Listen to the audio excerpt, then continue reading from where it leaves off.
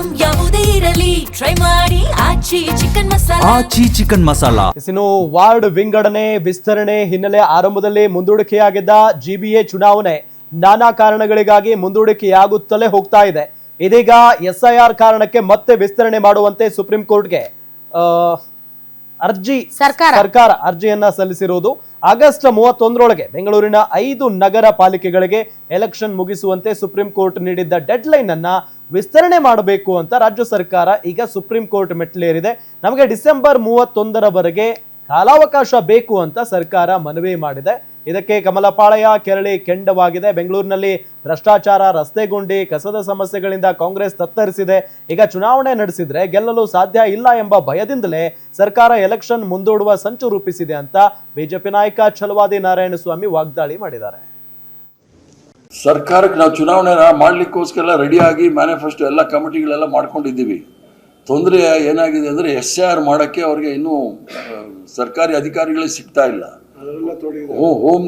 Home ಗಾರ್ಡ್ಗಳೆಲ್ಲ ಹಾಕೊಂಡಿದ್ದಾರೆ. Home ಗಾರ್ಡ್ಗಳ ಕೈಯಲ್ಲಿ ಮಾಡೋಕ್ಕಾಗೋದಿಲ್ಲ. ಒಂದು ಅಂಗನವಾಡಿಗಳವ್ರು ಮಾಡಬೇಕು, ಟೀಚರ್ಗಳು ಮಾಡಬೇಕು, ಇಲ್ಲಾಂದರೆ ಕಾರ್ಪೊರೇಷನ್ ಆಫೀಸ್ಗಳಲ್ಲಿ ಕೆಲಸ ಮಾಡೋರು ಮಾಡಬೇಕು. ಆದ್ದರಿಂದ ಅಧಿಕಾರಿಗಳ ಕೊರತೆ ಇರೋದ್ರಿಂದ SIR ಮಾಡೋಕ್ಕಾಗ್ತಾ ಇಲ್ಲ. ಅದೇ ಸಂದರ್ಭದಲ್ಲಿ ಯಾಕಂದರೆ 29 ಜುಲೈವರೆಗೂ ಇವರು SIR ಮಾಡಬೇಕು. ಈಗ ಅವರು ನೀವು ಅಧಿಸೂಚನೆ ಹೊಡಿಸ್ಬೇಕಂದ್ರೆ ಈಗ ಜುಲೈ ತಿಂಗಳಲ್ಲೇ ಹೊರಡಿಸ್ಬೇಕು. ಒಂದು 15ನೇ ತಾರೀಕು ಇಲ್ಲಾಂದರೆ 30ನೇ ತಾರೀಕು ಒಳಗಡೆ ಹೊರಡಿಸ್ಬೇಕು.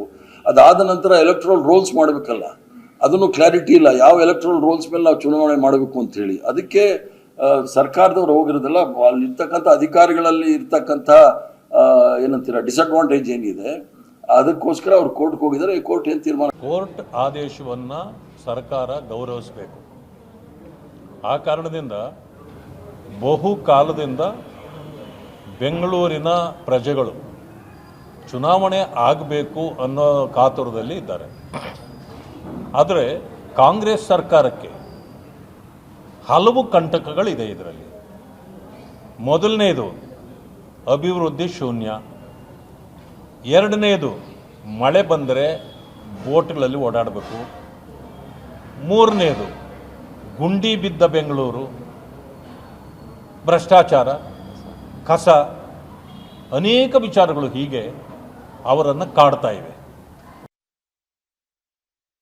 ಅಂದ್ರೆ ಸೋಲುವ ಭಯದಿಂದಾನೇ ಕಾಂಗ್ರೆಸ್ ಈ ರೀತಿ ಗೊತ್ತಿಲ್ಲಪ್ಪ, ಇರ್ಬೋದೇನೋ. ಯಾಕಂದ್ರೆ ಅವ್ರಿಗಂತ ಅನುಕೂಲಕರವಾದಂಥ ಪರಿಸ್ಥಿತಿ ಬೆಂಗಳೂರಲ್ಲಿ ಇಲ್ಲ.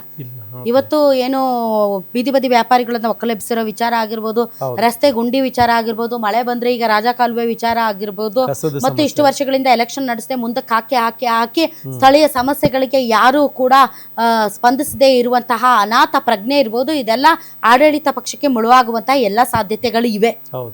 ನಾವು GBA ಮಾಡಿ ಬಹಳಷ್ಟು ನಾವು 5 ಭಾಗ ಮಾಡಿ ಕಮಿಷನರ್ಗಳನ್ನ ನೇಮಕ ಮಾಡಿ ನಾವು ಎಲ್ಲ ಸಮಸ್ಯೆಗಳಿಗೂ ಪರಿಹಾರವಾಗಿ ಕೊಡ್ತೀವಿ, ನಾವು ಸಿಂಗಾಪುರ ಮಾಡ್ತೀವಿ, ನಾವು ತುಂಬ ಫಾಸ್ಟಾಗಿ ಓಡ್ತಾ ಇದ್ದೀವಿ ಅಂತ DK ಶಿವಕುಮಾರ್ ಅವರು ಮತ್ತು ಯಾರು ಕೃಷ್ಣ ಬೈರೇಗೌಡರು ಓಡ್ತಾ ಇದ್ದಾರೆ. ಸೊ ಈಗ ಓಡಕ್ ಆರಂಭಿಸಿದ್ದಾರೆ ಅವರು. ಇನ್ನೂ ಗುರಿ ಮುಟ್ಟಬೇಕಂದ್ರೆ ಬಹಳ ದಿನಗಳು ಬೇಕು. ಅಲ್ಲಿಯವರೆಗೆ ಮೋಸ್ಟ್ಲಿ GBA ಇವ್ರು ಮಾಡೋದಿಲ್ಲ, ಎಲೆಕ್ಷನ್ಸ್ ಇವ್ರು ಮಾಡೋದಿಲ್ಲ. ಇನ್ನೊಂದು ಕಡೆ ಅವ್ರು ಹೇಳ್ತಾ ಇರೋದು ನಿಜ. ಯಾಕೆಂದ್ರೆ SIRಗೆ ನಾವು ಅಧಿಕಾರಿಗಳನ್ನ ಅಥವಾ ಸಿಬ್ಬಂದಿಗಳನ್ನ ಕೊಡೋದಕ್ಕೆ ಸಾಧ್ಯ ಆಗ್ತಾ ಇಲ್ಲ, ಹೋಮ್ ಗಾರ್ಡ್ಗಳನ್ನ ಕೂಡ ಬಳಸ್ಕೊಳ್ತಾ ಇದ್ದೀವಿ. ನೀವು ಆಗಸ್ಟ್ ಅಂತ ಅಂದ್ರೆ ಈಗ ಇದು ಪ್ರಕ್ರಿಯೆ ಮುಗಿಯೋದು ಈ ತಿಂಗಳೆಲ್ಲ ಮುಗಿದು ಹೋಗುತ್ತೆ. ಸೊ ಆಗಸ್ಟ್ ಅಂತಂದ್ರೆ ಸಖತ್ ಕಷ್ಟ ಆಗುತ್ತೆ ಅನ್ನೋದು ಅಧಿಕಾರಿಗಳು ಹೇಳ್ತಾ ಇದ್ದಾರೆ. ಅಧಿಕಾರಿಗಳು ಅಂದ್ರೆ ಸರ್ಕಾರ ಅಲ್ವಾ? ಸರ್ಕಾರನೇ ಬೇರೆ, ಅಧಿಕಾರಿಗಳೇ ಬೇರೆನಾ? ನಾವ್ ಎಂಟ್ರಿ ಆಗಲ್ಲ ಅಂತಂದ್ರೆ ಯಾರ್ ನೇಮಕ ಮಾಡಿದ್ದು ಕಮಿಷನರ್ಗಳನ್ನ? ಅವ್ರು ಯಾರ ಮಾತು ಕೇಳ್ತಾರೆ? ಮೋದಿ ಅವ್ರ ಮಾತು ಕೇಳ್ತಾರ? ನಿಮ್ ಮಾತು ಕೇಳ್ದೆ? ಇದೆಲ್ಲ ನಾಟಕ ಬಿಡಿ, ಎಲ್ಲರಿಗೂ ಗೊತ್ತಾಗುತ್ತೆ, ಜನರೇನು ದಡ್ರಲ್ಲ. ನಿಮ್ಗೆ ಬೇಡ ಅಂತ ಹೇಳಿ ಅಥವಾ ಮಾಡೋಕ್ಕಾಗಲ್ಲ, ಬಿಕಾಸ್ ಆಡಳಿತಾತ್ಮಕವಾದ ಸಿಬ್ಬಂದಿ ಮತ್ತು ವ್ಯವಸ್ಥಾಪನಾ ಸವಾಲುಗಳು ಇರೋದ್ರಿಂದ ಮಾಡೋಕ್ಕಾಗ್ತಿಲ್ಲ ಅನ್ನೋದನ್ನ ಒಪ್ಕೊಳ್ಳಿ. ಇನ್ನು ನಮ್ಗೆ ಟೈಮ್ ಬೇಕು ಅಂತ ಒಪ್ಕೊಳ್ಳಿ. BJP ಅವರು ಅದನ್ನೇ ಮಾಡಿದ್ರು.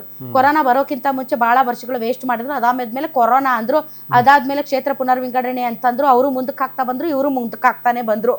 ಇವ್ರಿಗೆ ಕಾರ್ಪೊರೇಟರ್ಸ್ಗಳು ಬೇಕಾಗಿಲ್ಲ, ಇವ್ರಿಗೆ ಅನುದಾನಗಳು ಅವ್ರಿಗೆ ಹೋಗೋದು ಬೇಕಾಗಿಲ್ಲ, ಎಲ್ಲವೂ ನಮ್ಮ ಹತ್ರನೇ ಇರಬೇಕು ಅನ್ನೋದೇ ಇವ್ರ ಆಸೆ. ನಿಮ್ದು ಆಸೆ ಏನಾದ್ರೂ ಇರ್ಲಿ, ಆದ್ರೆ ಬೆಂಗಳೂರಿನಲ್ಲಿ ವಾಸಿಸ್ತಾ ಇರುವಂತಹ ಜನರಿಗೆ ಅಪ್ಪನೂ ಇಲ್ಲ, ಅಮ್ಮನೂ ಇಲ್ಲ, ಯಾರು ಇಲ್ಲ, ಹೇಳೋರಿಲ್ಲ, ಕೇಳೋರಿಲ್ಲ. ಅಟ್ಲೀಸ್ಟ್ ಕಾರ್ಪೊರೇಟರ್ಸ್ ಇದ್ರೆ ಬನ್ನಿ ನಮ್ ಚರಂಡಿ ಕಟ್ಕೊಂಡಿದೆ ಅಂತಂದ್ರೆ ಯಾರನ್ನಾದ್ರೂ ಕರ್ಕೊಂಡ್ ಬಂದು ಕ್ಲೀನ್ ಆದ್ರೂ ಮಾಡಿಸ್ತಾ ಇದ್ರು ಕಾರ್ಪೊರೇಟರ್ಸ್ಗಳು. ನಾವು ನೋಡಿದೀವಿ. ಯಾರು ಇಲ್ದೆ ಬಹಳ ವರ್ಷಗಳು ಆಗೋಗಿದೆ. ಹೀಗಾಗಿ ಜನ ಹಿಡಿಶಾಪ ಆಗ್ತಾ ಇದ್ದಾರೆ. ನಿಮ್ಮನ್ನ ಯಾರು ನಂಬಕ್ ರೆಡಿ ಇಲ್ಲ. ಈಗ ಇನ್ನೇನಾದರೂ ಮಾಡ್ತೀರಾ ಅಂತಂದರೆ ಈಗಾಗಲೇ ಭಾಳಷ್ಟು ವಿಚಾರಗಳನ್ನ ಸವಾಲುಗಳನ್ನ ತಲೆ ಮೇಲೆ ಹೊತ್ಕೊಂಡು ಓಡಾಡ್ತಾ ಇದ್ದೀರಾ. ಇದೆಲ್ಲ ಸೆಟಲ್ ಆಗಿ ಆಯ್ತಪ್ಪ ಅನ್ನೋಂಥ ಒಂದು ಒಳ್ಳೆಯ ಸದಾಭಿಪ್ರಾಯ ಮೂಡಿಸೋ ಅಷ್ಟರಲ್ಲಿ ಇನ್ನೊಂದು 2 ವರ್ಷ ಹೋಗುತ್ತೆ. ಡೆಫಿನೆಟ್ಲಿ ಬರೆದಿಟ್ಕೊಳ್ಳಿ. ಯಾರಿಗೂ ಚುನಾವಣೆ ಬೇಕಾಗಿಲ್ಲ. ಇಷ್ಟು ದಿನ BJPಗೂ ಬೇಕಾಗಿರಲಿಲ್ಲ, ಈಗ ಕಾಂಗ್ರೆಸ್ ಪಾರ್ಟಿಗೂ ಬೇಕಾಗಿಲ್ಲ. ಸೊ ಬೆಂಗಳೂರಿನ ಜನ ಹಿಂಗೆ ನರಳಬೇಕು ನೀವು. ಇನ್ನು ಮಳೆ ಬರುತ್ತೆ ನೋಡಿ, ಮಳೆ ಬಂದಮೇಲೆ ಶುರುವಾಗುತ್ತೆ ನಿಮ್ಮದು ಅಸಲಿ ಕತೆ ಏನು ಅಂತ. ಅಲ್ಲಿವರೆಗೆ ಕಾಯೋಣ. ನೀವು GBA ಎಲೆಕ್ಷನ್ ಮಾಡಿಸಿದ್ರೆ ಎಷ್ಟು, ಮಾಡಿಸ್ದೇ ಇದ್ರೆ ಎಷ್ಟು. ಅಟ್ಲೀಸ್ಟ್ ಬೆಂಗಳೂರಿನ ಜನರ ನರಕ ಯಾತನೆಯನ್ನು ತಪ್ಪಿಸಿ. ಬೆಂಗಳೂರನ್ನು ನೀವು ಶ್ರೀಮಂತರ ನಗರ ಮಾಡೋದಕ್ಕೆ ಹೊರಟಿದ್ದೀರಿ. ಈ ಬೆಂಗಳೂರು ಕೇವಲ ಶ್ರೀಮಂತರ ನಗರ ಅಲ್ಲ, ಇದಕ್ಕೂ ಒಂದು ಇತಿಹಾಸ ಇದೆ ಬೆಂಗಳೂರು ನಗರಕ್ಕೆ. ಹೌದು. ಸೊ ಈ ಒಂದು ಬೆಂಗಳೂರು ನಗರ ಆಗಿರೋದು ತರಕಾರಿ ಮಾರೋರು, ಹೂ ಮಾರೋರಿಂದ ಹಿಡಿದು ದೊಡ್ಡ ದೊಡ್ಡ ITBTಯಲ್ಲಿ ಕೆಲಸ ಮಾಡುವಂಥ ITBT ಕಂಪನಿಯ ಮಾಲೀಕರವರೆಗೂ ಈ ಬೆಂಗಳೂರಿನ ಅಸ್ಮಿತೆ ಇದೆ. ಸೊ ಸುಮ್ಮನೆ ಏನೇನೋ ಮಾಡಿ ಇವರು ಅದೇನೋ ಅಂತಾರಲ್ಲ, ನೋಡೋಣ ಅದೇನೋ ಈಗ ಒಂದು ಕಿಕ್ ಸ್ಟಾರ್ಟ್ ಅಂತೂ ಮಾಡಿದ್ದಾರೆ. ಇದು ಇವ್ರನ್ನ ಎಲ್ಲಿಗೆ ತಂದು ನಿಲ್ಸುತ್ತೆ ಅನ್ನೋದ್ರ ಕುತೂಹಲ ನನಗೂ ಇದೆ. ಸೊ ಒಳ್ಳೇದಾದ್ರೆ ವೆಲ್ ಆ್ಯಂಡ್ ಗುಡ್. ಬಟ್ ಈ ಸ್ಪೀಡಲ್ಲಿ ನೀವು ಬಡವರನ್ನ ತುಳಿದು ಏನೋ ಸೌಧ ಕಟ್ಬಿಡ್ತೀನಿ ಅಂತಂದ್ರೆ ಅದು ಶಾಶ್ವತವಾಗಿ ನಿಲ್ಲಲ್ಲ. ಬಡವರ ಸಮಾಧಿಯ ಮೇಲೆ ನಿಂತ ಸೌಧಗಳು ಉರುಳಿ ಹೋಗಿವೆ, ನಶಿಸಿ ಹೋಗಿವೆ. ಹೌದು.